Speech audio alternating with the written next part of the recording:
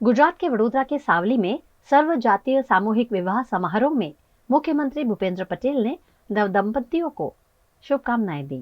वडोदरा के सावली के विधायक केतन इनामदार के स्वर्गीय पिता के जन्मदिन के अवसर पर आयोजित 10वें सर्व जातीय सामूहिक विवाह समारोह में 878 नवविवाहित जोड़ों को आशीर्वाद देने के लिए मुख्यमंत्री भूपेंद्र पटेल, गृह राज्य मंत्री हर्ष संघवी, विधानसभा अध्यक्ष शंकर चौधरी, वडोदरा सांसद हेमांग जोशी सहित कई गणमान्य नेता और अधिकारी उपस्थित रहे।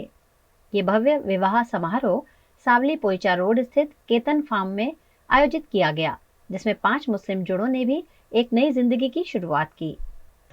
आज केतनभाईए एमना पिताश्रीना जन्मदिवस निमित्ते 890 नवयुगलोने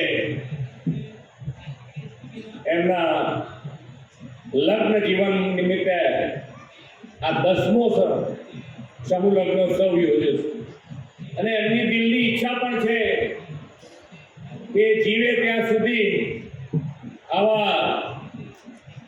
समूह लग्नोत्सव एक करता रहे।